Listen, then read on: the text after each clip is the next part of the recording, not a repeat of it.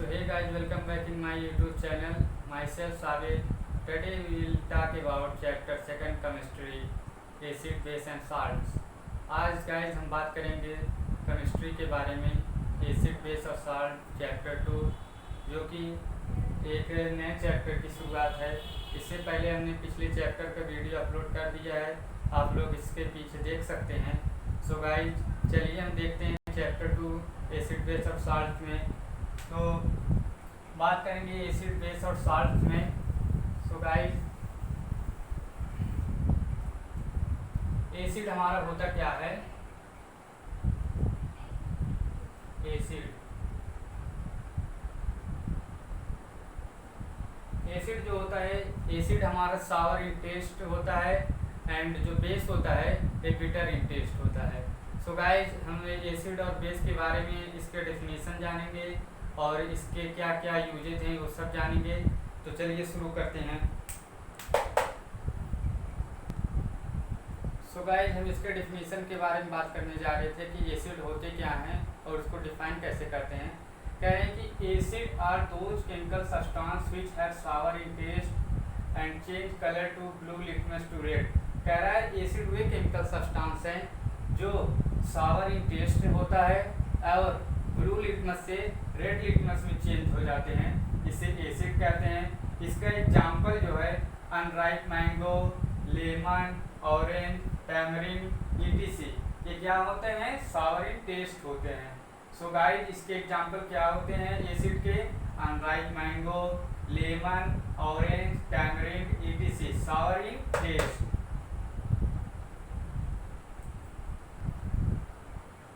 सो guys हम acid के बारे में बात कर चुके हैं, उसके डिफिनीशन के बारे में, और अब हम बात करेंगे बेस के बारे में कि बेस हमारा होता क्या है। बेस जो होता है वो base are those chemical substance which are bitter in taste and turn red litmus to blue.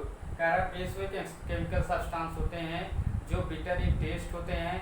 Bitter in test में कड़वा, जो कड़वा होते हैं वो बेस कहलाते हैं और ये रेड लिटमस टू ब्लू में चेंज हो जाते हैं। इसका एग्जाम्पल है कैल्शियम हाइड्रोक्साइड और सोडियम हाइड्रोक्साइड। बेस क्या होते हैं?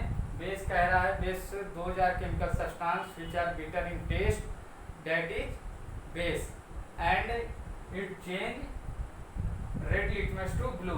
इसका एग्जाम्पल है calcium hydroxide, sodium hydroxide. So guys इसके आगे हम देखेंगे। सो गाइस हम एसिड और बेस के बारे में बात कर चुके हैं। अब इसके आगे हम बात करेंगे कि इसके नेचुरल रिसोर्सेज क्या होते हैं और इसके एसिड कौन कौन से होते हैं। एसिड और बेस के बारे में हम बात कर चुके हैं और अब हम इसके आगे देखेंगे इसके नेचुरल रिसोर्सेज कौन से हैं और ये एसिडिक है कौन से हैं। तो जो हमारा विनेगर होता है ये एसिटिक एसिड होता है, ऑरेंज और लेमन जो होता है ये साइट्रिक एसिड होता है, और टैमरिन जो होता है ये टार्टारिक एसिड होता है, टोमेटो जो होता है ये हमारा ऑक्जेलिक एसिड होता है, कर्ड जो होता है लैक्टिक एसिड होता है। सो गाइस आप लोग एक बार स्क्रीनशॉट इसका ले लीजिए और मैं इसको दोबारा से रिपीट कर दे रहा हूँ कि विनेगर जो होता है हमारा वो कैसा होता है? विनेगर एसिटिक एसिड होता है, और ऑरेंज एंड लेमन ये कैसा होता है? साइट्रिक एसिड होता है, टैमरिन जो होता है हमारे टार्टारिक एसिड होता है, टोमेटो जो होता है ऑक्जेलिक एसिड होता है, और कर्ड जो होता है ये लैक्टिक एसिड होता है। सो गाइस हम अभी तक बहुत सी चीज़ें बात कर चुके हैं, जैसे एसिड और बेस के बारे में बात कर चुके हैं और उसके नेचुरल रिसोर्सेज और एसिड क्या होते हैं, कौन कौन से टाइप के होते हैं। और गाइस हम इसमें सिर्फ वही चीज़ें पढ़ेंगे जो हमारे लिए इम्पॉर्टेंट है और हमारे बोर्ड से रिलेटेड, और बाकी हम ज़्यादा कुछ इसमें समय नहीं लगाएंगे जो फालतू की चीज़ें हैं पढ़ने में। और अभी इसमें और भी आगे हम पढ़ेंगे, बट जितना हमारे रिलेटेड टू बोर्ड से इम्पॉर्टेंट है वो चीज़ें पहले हम आप लोगों को बता दे रहे हैं, जो आप लोग अभी से जानकारी इसके बारे में ले लें और इसके बारे में याद कर लें। तो इंडिकेटर्स जो होता है हमारा, इंडिकेटर्स आर दो सब्सटेंस चेंज दियर कलर और order when added into an acid or an alkaline solution। कह रहा है इंडिकेटर्स वे सब्सटेंस हैं जो चेंज कर देते हैं कलर और ऑर्डर को जब उसको एसिड और अल्कलाइन सॉल्यूशन में डाला जाता है। इंडिकेटर जो होता है वो चेंज हो जाता है। और इंडिकेटर्स को क्लासिफाइड किया गया है फॉलोइंग वेज में, जैसे कि पहला मान लेते हैं नेचुरल इंडिकेटर्स, दूसरा सिंथेटिक इंडिकेटर्स और third olfactory indicators and fourth universal indicators. So guys हम इसके इंडिकेटर्स जो हैं मतलब इसके जो टाइप्स हैं उसके बारे में बात कर लिए हैं, और इसके आगे हम क्या मतलब इसके डेफिनेशन के भी बारे में बात करेंगे जो हमारे बोर्ड से रिलेटेड ये भी इम्पॉर्टेंट है, इसके डेफिनेशन और इसके टाइप्स। और इंडिकेटर्स आप लोगों को अगर इंडिकेटर से याद नहीं हो रहे हो तो आप लोग एग्जाम्पल में याद रख लीजिएगा, जिस तरह से आपके रिश्तेदार रिलेटिव्स लोग होते हैं समय आने पे बदल जाते हैं, उसी तरह ये इंडिकेटर्स है। इंडिकेटर्स वे सब्सटेंसेस जो चेंज कर जाता है कलर ऑर्डर, जब उसको एसिड और अल्कलाइन सॉल्यूशन में डाल देते हैं तो उसको क्या बोलते हैं इंडिकेटर। सो गाइस अभी तक हम लोगों ने इंडिकेटर्स के टाइप को पढ़ चुका है और अब हम पढ़ेंगे उसके डिफिनीशन के बारे में। इंडिकेटर्स के जो डिफिनीशन मतलब उसके टाइप्स के जो डिफिनीशन है उसके बारे में पढ़ेंगे। कह रहा है दीज नेचुरल, पहले नेचुरल इंडिकेटर्स उसको डिफिनीशन पढ़ते हैं और डिफिनीशन ये इम्पॉर्टेंट है आपके रिलेटेड टू बोर्ड से, तो इसको आप लोग याद कर लीजिएगा कि नेचुरल इंडिकेटर्स क्या होते हैं और सिंथेटिक इंडिकेटर्स क्या होते हैं। कह रहा है नेचुरल इंडिकेटर्स को डिफिनीशन जो है these indicators found in nature in the plant. जो नेचुरल इंडिकेटर्स है ये प्लांट में पाए जाते हैं, नेचुरली जो प्लांट से निकलते हैं उसे नेचुरल इंडिकेटर्स कहते हैं। इसका एग्जांपल देखेंगे, litmus solution is a purple colour dye extracted from the lichen plant belonging to the division Thylophyta। तो इसका ये एग्जांपल है। और गाइज सिंथेटिक इंडिकेटर्स के बारे में हम पढ़ेंगे जो ये भी रिलेटेड आपके बोर्ड के पर्पज से बहुत इम्पॉर्टेंट है कि सिंथेटिक इंडिकेटर्स क्या होते हैं। The indicators which are synthesized in the laboratory or industry are known as synthetic indicators। कह रहा है जो सिंथेटिक इंडिकेटर्स हैं जो लेबोरेटरी में प्रिपेयर्ड होते हैं या इंडस्ट्री से बनाए जाते हैं वो सिंथेटिक इंडिकेटर्स होते हैं। जो हैंडमेड बनाए जाते हैं वो सिंथेटिक इंडिकेटर्स होते हैं। सिंथेटिक इंडिकेटर्स का एग्जांपल है मेथिल ऑरेंज और methylene blue and methylene red are synthetic indicators.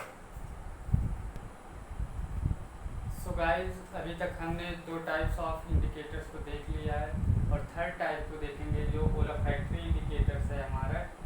इसका डिफिनीशन है दो substance whose order change in acidic or basic medium are called olfactory indicators। olfactory indicators क्या होते हैं? करब हुए सब्सटेंस जो इसका ऑर्डर चेंज हो जाता है एसिडिक और बेसिक मीडियम में वो olfactory इंडिकेटर्स कहलाते हैं। इसका एग्जांपल है वनीला एक्सट्रैक्ट एंड ओनियन, इसका यूज होता है olfactory इंडिकेटर्स में। और जो हमारा लास्ट वाला है यूनिवर्सल इंडिकेटर्स, ये इसका फोर्थ वाला यूनिवर्सल इंडिकेटर्स है। इसका एग्जांपल है टू जज, मतलब ये जज करता है हाउ स्ट्रांग एसिड और बेस, मतलब कितना स्ट्रांग एसिड और बेस है, इसको यूनिवर्सल इंडिकेटर्स कहते हैं। यूनिवर्सल इंडिकेटर जो होता है हमारा ये जज करता है कितना हमारे स्ट्रांग एसिड और बेस है, इसको क्या बोलते हैं स्ट्रांग एसिड और base is called universal indicator which is mixture of several indicators। Universal indicators में कह रहा है इसमें मिक्सचर होता है सेवरल इंडिकेटर्स के, और कह रहा है it's show different colour at different concentration of hydrogen ion in solution. और कह रहा है जो यूनिवर्सल इंडिकेटर्स होता है इसमें शो होता है different colour at different concentration of hydrogen ion in solution. So guys हम लोगों का ये चार टाइप का इंडिकेटर्स का डेफिनेशन कंप्लीट हो गया है which is very important related to your board. And आप लोग ये याद रखिएगा इसके टाइप्स को, और हम इसके आगे बात करेंगे, अभी और भी आगे चैप्टर है। So guys next we will talk about the pH के बारे में बात करेंगे जो it's very important to our everyday in our life. So the pH scale कह रहा है कि इसका डेफिनेशन और इसके यूजेस के बारे में हम पढ़ ले रहे हैं। जो हायर क्लासेस में भी ये हमारे लिए बहुत इम्पॉर्टेंट होगा। जब हम 12th में पहुंचेंगे या उससे आगे जाएंगे, हर जगह इसका बहुत इम्पॉर्टेंट रोल होता है पीएच का। जो पीएच होता है इसका कहाँ कहाँ रोल नहीं होता है, ये मतलब फील्ड में, खाने में, सब्ज वेजिटेबल में, एग्जेक्टर एग्जेक्टर कहीं भी इसका यूज होता है, मतलब वेरी इंपॉर्टेंट होता है। कह रहा है कि it is the scale use for measuring hydrogen ion concentration. कह रहा है जो पीएच होता है ये इसका यूज मेजर किया जाता है फॉर हाइड्रोजन आयन कंसंट्रेशन के लिए। और कह जो P in pH stand for potent, और पी का जो होता है, पी का जो स्टैंड होता है मतलब इसका जो पी स्टैंड फॉर पोटेंस के लिए होता है, विच मीन्स होता है power. And it has value ranging from 0 to 14। कह रहा है जो पीएच होता है इसकी रेंज कहाँ से कहाँ तक होती है, 0 to 14 तक होती है। जो जीरो होता है ये क्या होता है, बहुत एसिडिक होता है, और जो 14 होता है ये बहुत अल्कलाइन होता है। सो गाइस ये अल्कलाइन आप लोग देख सकते होंगे, ज़्यादा क्लियर नहीं दिख रहा होगा बट आपको मैं बता दे रहा हूँ। 14 जो होता है वेरी अल्कलाइन होता है। और pH is a number which indicates the acidic और बेसिक नेचर ऑफ सॉल्यूशन। और कह रहा है pH वो संख्या है जो इंडिकेट्स करते हैं एसिडिक है या बेसिक है। जब एसिडिक आप इसको टेस्ट करेंगे तो इससे पता चल जाएगा कि एसिडिक है या बेसिक है। अगर गाइस ये 7 से न्यूट्रल है, मतलब 7 से लेस है, तो ये कैसा होगा, बेसिक होगा। और जब ये इफ pH 7 मीन्स अगर pH एबव है, अगर pH एबव है 7 से, तो ये कैसा होगा, एसिडिक होगा। और अगर pH बराबर है मतलब 7 से इक्वल है, मतलब सॉल्यूशन इन न्यूट्रल। अगर pH बराबर है मीन्स 7 है, तो ये सॉल्यूशन क्या होगा, न्यूट्रल होगा। अब कहेंगे न्यूट्रल होगा मीन्स न्यूट्रल होता क्या है, तो न्यूट्रल जो आपका वाटर, प्योर वाटर होता है, ये न्यूट्रल होता है क्योंकि इसमें एब्सेंस ऑफ प्योर आयंस, इसमें प्योर आयंस एब्सेंट होता है, इसलिए जो होता है ये न्यूट्रल होता है, जो हमारा वाटर, प्योर वाटर होता है। So guys once I repeat this the pH scale के बारे में।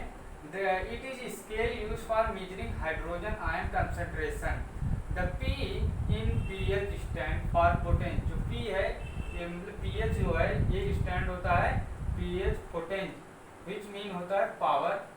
And it has value ranging from 0 to 14। और क्या जो हमारा pH होता है इसका जो रेंज होता है 0 से 14 तक होता है।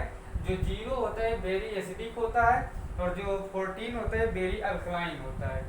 इसके बाद हम आगे बात करेंगे the pH is a number which indicates acidic और बेसिक। जो हमारा pH होता है ये दर्शाता है कि ये एसिडिक है कि बेसिक है, ये acidic basic in nature of solution में। और कह रहा है अगर तो सॉल्यूशन 7 से लेस है तो ये बेसिक होगा, अगर सॉल्यूशन 7 से एबव है तो ये हमारा एसिडिक होगा। और अगर सॉल्यूशन 7 है, अगर हमारा सॉल्यूशन 7 है तो न्यूट्रल होगा। न्यूट्रल में कौन सा आएगा, हमारा वाटर, प्योर वाटर। इसको आप याद रखिएगा क्योंकि ये इंपॉर्टेंट है रिलेटेड टू योर बोर्ड से। हो सकता है ये एमसीक्यू में आपको पूछ लिया जाए कि जो न्यूट्रल होता है वो कौन सी चीज़ होती है, आप बताइएगा प्योर वाटर। और क्यों होता है, due to absence of free ions. It is very most important related to your board and you all learn this pH scale। Okay so guys इसके आगे भी हम बात करेंगे थोड़ी देर बाद।